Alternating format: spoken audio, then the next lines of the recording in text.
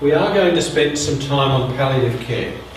There's a whole unit, we'll have a day where we talk about palliative care. I'm not sure if it's in the next block or the block after that, the cluster after that, but we will be talking about palliative care. End of life is an important period of time that needs to be done really well. And there's a lot of good information now about how we can regard the end of life period for people with dementia in a really good way, and very supportive of families in a way that adapts the living environment, the living space, so that that end stage of life can be experienced within the aged care home.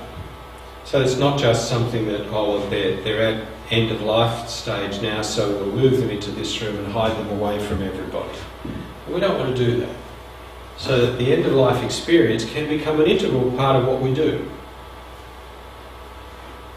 Now that requires a bit of education and training and understanding of the palliative approach. And we will have a speaker come and talk to us about the palliative approach on one of those days. We need to involve residents, family, staff and GPs in discussions of end-of-life decisions so that everybody's aware of what needs to be done. Or even to have the advanced care planning done so that that can support people in that, and particularly support families, because they know what needs to be done to support this person because of the decisions they've made, so they can be cared for well at that end stage. Pain assessment needs to be done really well so that it can be well managed, so that people are not suffering unduly during that period, and respect and dignity are maintained when the person can no longer speak or react to the external world in the way they usually did.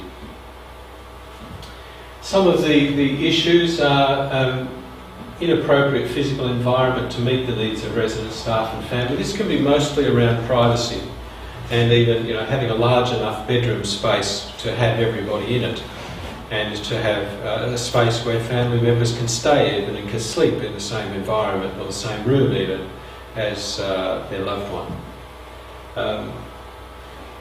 There's a perception of social death undermining person-centred care. In other words, there's a view that, well, the person died a long time ago, so I don't need to pay a lot more attention or too much more regard for this end-of-life period. It's really just the shell of the person. There can be a lack of understanding of the person's wishes, particularly by family or even staff who have not really found out what needs to be done. How do they want this to be handled at this time? And maybe poor communication between staff and family at times. A lack of education around end-of-life issues. Nutrition. How do we handle the issue of somebody refusing to eat? It's a big one. How do we deal with that? Do we know what the person's wishes were? Is it appropriate to keep offering food to somebody when they've indicated previously that they really didn't want to keep being fed? How do we provide hydration to somebody in a way that's dignified and at the same time doesn't impose hydration on them? Maybe a lack of education around end-of-life issues, lack of emotional support for staff, family and other residents to deal with end-of-life issues. How do we support staff and families, but staff particularly, to deal with repeated deaths of residents? It can be extraordinarily draining and difficult for staff if they lose several residents to whom they're close over a period of time. It can really rock them. Also the other residents too. And the other residents, yeah. I've seen it more and being friends with them and stuff like that. We got a recent one where a person died unexpectedly. The whole unit was sort of shook by it all. Was it? Yeah, she was quite a strong person, Yeah. It can be very disconcerting, and particularly if nobody then speaks about it. That's what I was going to ask. How does that work with privacy? Look, because I know my dad's mentioned to me, I mean, he's not in a dementia ward, but there might be some other people around him that, but he said that, and it's very, where he is, it's very community, 70% of them are probably Jewish there, so they're from, I don't know, similar backgrounds.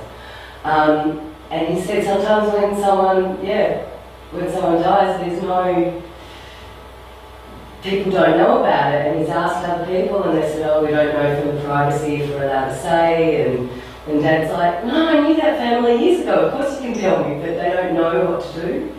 Yeah. How is that? Yeah, it's a personal, it's a very private event in some ways, but in another way there's a communal dimension to it. Yeah, Yes. elite, you know? Yeah, exactly.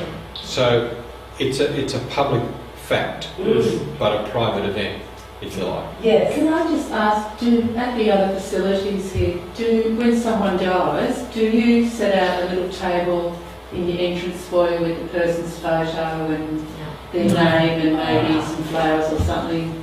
No? And that's Oh, interesting. Yeah, we do that. We set out in our entrance foyer, we have a little round table with a photo of the person who's passed away, the date that they died, and just a vase of flowers, just so that, and we have a little sort of leaflet there that people can write their sympathies into the family or their thoughts of the person, or Yeah. so. Beautiful. I think that's a great way to validate the fact that, yes, we have lost somebody who was with us. This person has died. It must be nice for the families to see. Yeah, it is, and then they get that little booklet with those Recognition. comments later on down the track, so that they can read it. Yeah, That's it's lovely. nice. It's very nice. Yeah, it's very And it's so easy to do, isn't it? Yeah. Yeah. Just requires a little bit of remembering to do it. Mm. Yeah. It's great. Very good.